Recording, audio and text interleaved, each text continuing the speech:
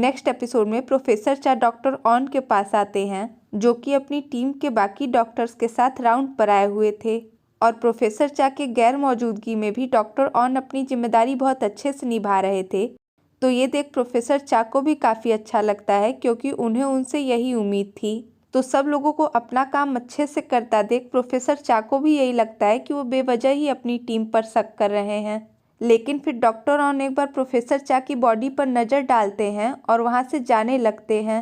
पर doctor Li उन्हें टोकते हैं, क्योंकि उन्होंने प्रोफेसर चा का तो चेकअप किया ही नहीं। पर आखिर उनका चेकअप करने का क्या ही फ़ायदा था, क्योंकि वैसे भी अब उन लोगों के हाथ में कुछ भी नहीं है। और तो और अब उनकी जिम्मेदारी न्यूरोसर्जन की है। और वैसे भी प्रोफेसर चा तो इस तरह के पेशेंट को एक नज़र देखते भी नहीं थे। तो प्रोफेसर चा से तो उन्होंने यही सीखा है, तो अब भला वो क्या कर सकते हैं। वैसे डॉक्टर ऑन कुछ गलत भी नहीं कह रहे थे, तो बाकी लोग भी कुछ नहीं कहते और वहाँ से चले जाते हैं। और यहाँ प्रोफेसर चा को भी समझ आता है कि जब वो दूसरों के लिए ऐसा कहा करते थे तो उन्हें कैसा लगता होगा। लेकिन तभी उन्हें कुछ आवाज़ें सुनाई देती है, जो कि कह रहे थे कि जैसा टीचर था वैसे ही स्टूडेंट भी हैं, और जो हो रहा है वो सही है। अब इन्हें समझ आएगा कि दूसरों को कैसा लगता था। तो प्रोफेसर चा भी उनकी बातें सुन सकते थे, तो वो उन आवाज़ों की तरफ बढ़ते हैं, जहाँ की अचानक से उन्हें 3 घोस्ट दिखाई देते हैं। और उनमें से एक घोस्ट को हम पहले भी देख चुके हैं, पर प्रोफेसर चा तो उन तीनों को देखकर बिल्कुल चौंक जाते हैं। खैर दूसरी तरफ गुशियांग डॉक्टर ऑन से पूछता है कि आखिर उसे कब तक इमरजेंसी डिपार्टमेंट में रहना पड़ेगा। पर डॉक्टर ऑन का मूड बिल्कुल सही नहीं था, तो उससे नाराज होते हुए कहते हैं कि तुम्हें प्रोफेसर चा ने वहाँ भेजा था जिससे कि तुम बेसिक सीख सको, तो अभी तुम वहीं रहो, क्योंकि अभी तुम्हारी यहाँ पे भी ज़रूरत नहीं है। तो डॉक्टर ऑन के जाने के बाद डॉक्टर ली उसे समझाते हुए कहते हैं कि प्रोफेसर चा की इस हालत की वजह से डॉक्टर ऑन इतने डिस्टर्ब हैं, तो अभी तुम उनसे ये बात न करो तो ही सही है। वैसे ये तो हम जानते हैं कि गुशियांग कितना जल्दी इमरजेंसी डिपार्टमेंट से छुटकारा चाहता है, पर क्योंकि अभी उसकी बात कोई नहीं समझेगा तो वो भी चुप ही रहता है। और फिर डॉक्टर किम उससे अपनी परेशानी शेयर करने लगते हैं, पर हमेशा की तरह उनकी बात पूरी सुने बिना ही वो वहाँ से चला जाता है। खैर इधर प्रोफेसर चा उन तीनों घोस्ट को देखकर हैरान थे, तो वो उन लोगों से उनके बारे में पूछते हैं, पर वो उन लोगों को पहचान नहीं रहे थे। ये सुन तो उनमें से एक घोस्ट उन्हें काफ़ी खरी खोटी सुनाने लगता है, जिससे कि यहाँ हमें पता चलता है कि ये तीनों घोस्ट वही हैं जो कि काफ़ी टाइम से कोमा में थे, और इन लोगों को प्रोफेसर चा ने यहाँ से शिफ्ट करा के बेड खाली करवाने को कहा था, जिस वजह से उन लोगों की नाराज़गी प्रोफेसर चा से काफ़ी ज़्यादा थी। वैसे कहानी में हम आगे इन तीनों घोस्ट को ईना, मीना और डीका बुलाएंगे, क्योंकि अभी इन तीनों का नाम मेंशन नहीं किया गया है। तो ईना उन पर भड़कते हुए कहता है कि तुम्हें अपनी जान की तो बहुत परवाह है, पर तुम्हारी नज़र में दूसरों की जान की कोई कीमत ही नहीं, क्योंकि ऐसे में तुम्हें पैसों की बर्बादी नजर आती थी। तो उसे इतने गुस्से में देख प्रोफेसर चा की भी हवा टाइट हो जाती है, क्योंकि उन्होंने तो अपने सपने में भी नहीं सोचा था कि उनके खड़ूस होने का उन्हें ऐसा फल मिलेगा। लेकिन इससे पहले कोई बड़ा बवाल होता, वहाँ सीनियर घोस्ट आ जाते हैं और उन लोगों को इस तरह से प्रोफेसर चा को बुली करने के लिए डांटने लगते हैं। और क्योंकि सीनियर घोस्ट की वो लोग भी इज्जत करते थे, तो उनके कहने पर मीना और डीका तो प्रोफेसर चा से नॉर्मल बिहेव करने लगते हैं। पर ईना का गुस्सा अभी भी कम नहीं हो रहा था, और प्रोफेसर चा भी ये समझ रहे थे कि उन लोगों के आसपास ज़्यादा देर रहना उनके लिए बिल्कुल सही नहीं होगा। तो वो ईना से बचने की कोशिश कर ही रहे थे कि तभी वहाँ गुशियांग आ जाता है, और इस मौके का फ़ायदा उठाते हुए प्रोफेसर चा उसकी बॉडी में चले जाते हैं। पर ये देख तो ईना, मीना, डीका के बिल्कुल होश ही उड़ जाते हैं, क्योंकि वो तीनों भी अच्छे से जानते हैं कि कोमा घोस्ट किसी की बॉडी नहीं पोजेस्ट कर सकते। पर सीनियर घोस्ट तो इसी बात से परेशान थे कि प्रोफेसर चा बार बार गुशियांग की बॉडी पोजेस्ट कर रहे हैं, जो कि उन दोनों के लिए ही सही नहीं है। पर अभी तो प्रोफेसर चा को कैसे भी करके खुद को बचाना था, तो वो कॉल का बहाना करके वहाँ से खिसक लेते हैं और उस जगह से निकलकर वो गुशियांग की बॉडी से बाहर आ जाते हैं, जिससे कि गुशियांग हैरान हो जाता है। पर तभी वहाँ सीनियर घोस्ट आ जाते हैं, जो कि प्रोफेसर चा से इस बारे में बात कर ही रहे थे कि तभी वहाँ ईना, मीना, डीका भी आ जाते हैं और प्रोफेसर चा की ही तरह गुशियांग की बॉडी को पोजेस्ट करने की कोशिश करने लगते हैं। पर ये देखकर वो लोग और हैरान हो जाते हैं कि आखिर वो लोग उसकी बॉडी को पोजेस्ट क्यों नहीं कर पा रहे, जबकि वो तीनों भी तो प्रोफेसर चा की ही तरह कोमा घोस्ट ही हैं। तो इस बात पर ईना का टेम्पर और चढ़ जाता है, जिससे कि वो प्रोफेसर चा को गुशियांग की तरफ धकेल देता है।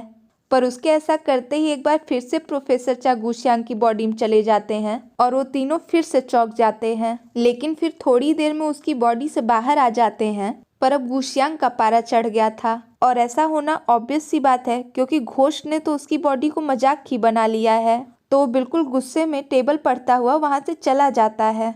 पर आज उन लोगों ने भी उसे पहली बार इतने गुस्से में देखा था क्योंकि आज से पहले तो वो उन लोगों को स्वीट इनोसेंट स्वामी टाइप का ही लगता आया था। पर सीनियर घोस्ट से समझ सकते थे कि गुशियांग के लिए ये सब कितना मुश्किल है और प्रोफेसर चा को भी इस बार उसके लिए बुरा लग रहा था तो वो भी उसके पीछे जाते हैं। तो बिल्कुल फ्रस्ट्रेटेड सा गुशियांग जाकर सीढ़ियों पर बैठ जाता है। तो प्रोफेसर चा भी वहां आ जाते हैं और पहले उस पर शक करने के लिए और फिर जो आज हुआ उसके लिए वो उससे सॉरी कहते हैं और उसे सब कुछ समझाने की कोशिश करते हैं कि उन्होंने अभी जो किया वो जानबूझकर नहीं किया बल्कि खुद को बचाने के लिए उन्हें उसका सहारा लेना पड़ा। और वो ये भी समझ सकते हैं कि इस तरह से चलते चलते ब्लैंक हो जाना किसी को भी परेशान कर देगा। तो उसे अपनी सिंपैथी शो करने के लिए वो उसे हक करने ही वाले थे कि तभी गुशियांग को इमरजेंसी डिपार्टमेंट से कॉल आने लगती है, जिसे देखकर गुशियांग और गुस्से में आ जाता है। पर अब बेचारा क्या ही करे, काम है तो करना ही पड़ेगा, तो मजबूरी में ही सही उसे जाना पड़ता है।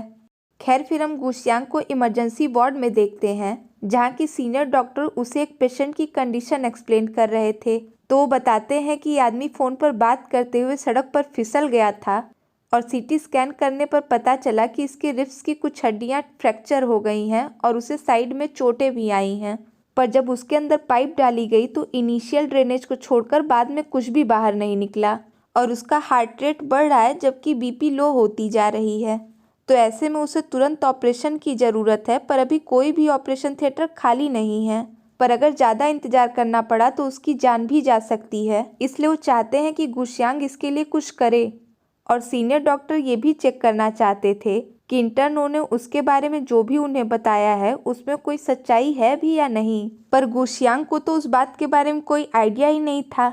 पर इससे पहले कि कोई गड़बड़ होती वहाँ इंटर्नो आ जाती है और दूसरे डॉक्टर को बुलाने के लिए कॉल करने लगती है। और गुशियांग तो चाहता भी यही था कि कोई दूसरा डॉक्टर आकर करे, तो उसे भी बहाना मिल जाता है और वो वहाँ से चला जाता है। लेकिन अगले ही पल हम गुशियांग को वापस आते हुए देखते हैं, पर उसका हाव भाव देखकर एकदम साफ पता चल रहा था कि वो गुशियांग नहीं बल्कि प्रोफेसर चा हैं। तो वो सबसे पहले सीनियर से उन्हें सीटी स्कैन रिपोर्ट दिखाने को कहते हैं और सीनियर को बताते हैं कि इस पेशेंट की 5वीं और 7वीं रिब्स टूटी हुई है, पर इसके लंग्स में चोट नहीं है बल्कि इसके ब्लड वेसल्स फट गए हैं और इस प्रॉब्लम को सीटी स्कैन नहीं पकड़ सकता बल्कि इसे खुद से चेक करके देखने की ज़रूरत थी। तो उन लोगों से सर्जरी का ज़रूरी सामान लाने को कहते हैं क्योंकि उसका ऑपरेशन वो यही करने वाले थे। पर एक बार फिर से इंटर्नो और सीनियर गुशियांग का ये एक्सपर्ट वाला रूप देखकर बिल्कुल हैरान रह जाते हैं क्योंकि अभी थोड़ी देर पहले उन्होंने जिस गुशियांग को देखा वो गुशियांग इससे बिल्कुल अलग था।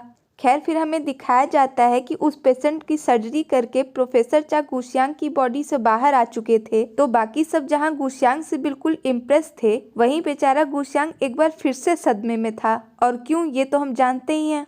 वैसे प्रोफेसर चा ने अभी जो गुशियांग की हेल्प ली थी खुद को बचाने के लिए, उसी के बदले में आज उन्होंने उसके लिए ये किया जिससे कि उन दोनों का हिसाब बराबर हो सके। पर जो भी हो, सीनियर डॉक्टर ये तो समझ गए थे कि आखिर इंटर्नो गुशियांग की किन शक्तियों की बात कर रही थी। खैर गुशियांग का काम निपटाकर वो वापस से आईसीयू जा रहे थे कि वहीं बाहर ही उन्हें फिर से इना, मीना और डीका मिल जाते हैं, जिन्हें अपने सामने देखकर उनकी हवा फिर से टाइट हो जाती है।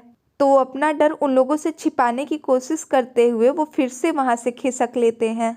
हालांकि वो तीनों भी ये बात समझ रहे थे कि प्रोफेसर चा उन लोगों को अवॉइड कर रहे हैं, पर अभी वो तीनों उनका यहाँ इसलिए इंतजार कर रहे थे कि वो लोग उन्हें कुछ ट्रिक सिखा सकें जिससे कि एज अ घोस्ट उनके लिए सरवाइव करना आसान हो जाए। पर वो लोग अभी भी इस बात को लेकर कंफ्यूज थे कि आखिर सिर्फ प्रोफेसर चा ही क्यों गुशियांग की बॉडी पोजेस्ट कर पा रहे हैं, जबकि वो लोग भी तो उन्हीं की तरह कोमा घोस्ट ही हैं, तो वो लोग ऐसा क्यों नहीं कर सकते।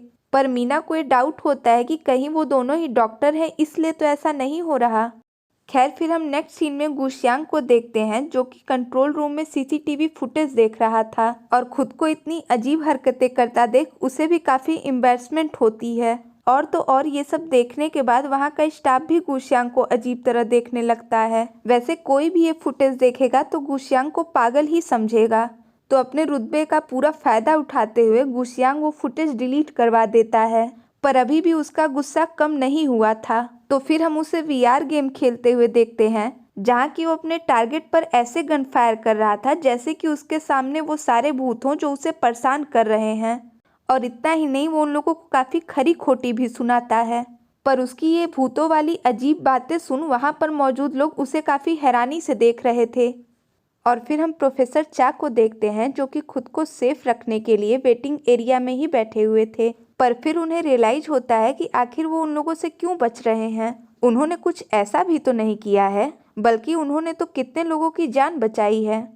वैसे इना प्रोफेसर चा की बजाय गुशियांग के साइड में था, क्योंकि जब प्रोफेसर चा उन लोगों का बेड खाली कराने का ऑर्डर दिए थे तो वही था जो उन लोगों की तकलीफ समझ रहा था। तो ये जानने के बाद प्रोफेसर चा भी ये समझ रहे थे कि गुशियांग इतना तो अच्छा है कि लोग उसकी साइड लेते हैं। पर अभी के लिए जब तक इना का गुस्सा शांत नहीं हो जाता तब तक प्रोफेसर चा उससे दूर रहने का ही डिसाइड करते हैं। तो इसी के साथ ये पार्ट यहीं खत्म हो जाता है। मिलते हैं नेक्स्ट वीडियो में, तब तक के लिए stay tuned and thanks for watching.